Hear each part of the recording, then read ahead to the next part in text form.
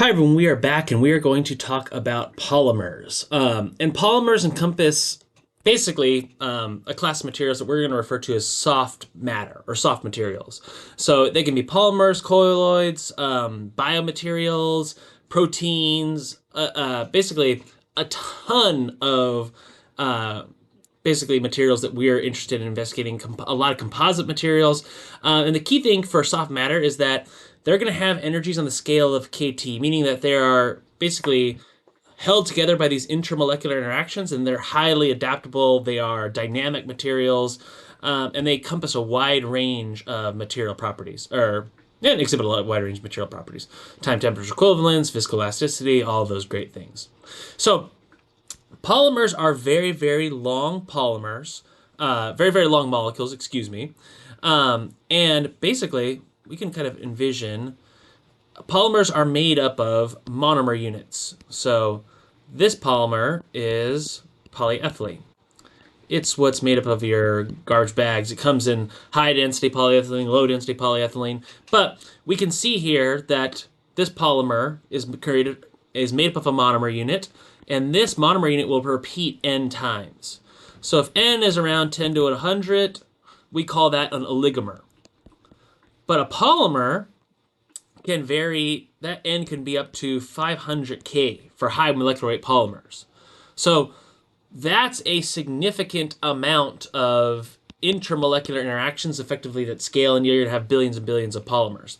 And this monomer unit, this polymer, can form polymer chains.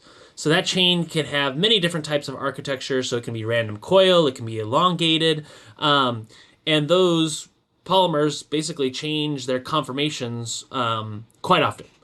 So that polymer chain is kind of dynamic, and it changes especially depending on the environment. And you can see a video on our slides as well. So one of the key characteristics that we are going to start is describing the size of a polymer. And that's not a simple task because this polymer is consistently changing. So we are going to talk about the freely jointed chain model, and as well as the mathematician's ideal model, and as well as we're going to go into in-depth the chemist chain model as well. So one of the ways that we can describe the size of a polymer is with a parameter called the mean square displacement. And the mean square displacement is effectively the average r squared distance to the 1/2. This symbol is indicating an average property. So r is just the end-to-end distance of the polymer. So if I start here and I finish here, r is just that distance.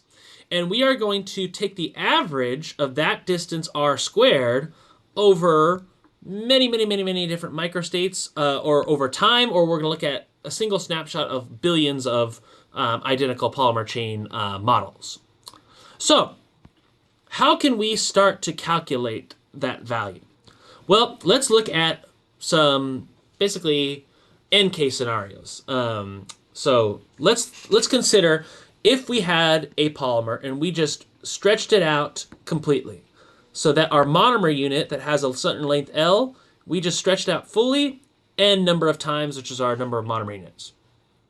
So this end-to-end distance in the fully elongated chain would just be r would be equal to n times my monomer length. Therefore, my r squared would be n squared L squared, and we're going to call that the contour length. But you can see in that scenario, our r squared to the 1/2 would be equal to nl. So this is a very, very important end case. Our end-to-end distance can never be larger than this when we're describing essentially a polymer. So does this scenario ever really happen in real life?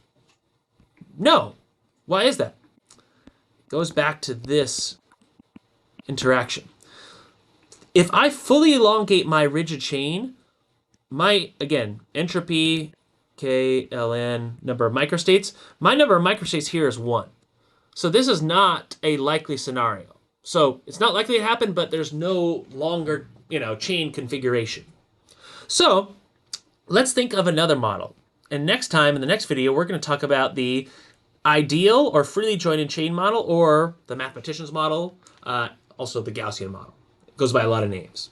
So we'll get into that next time. So we'll see you then. Thanks. Bye.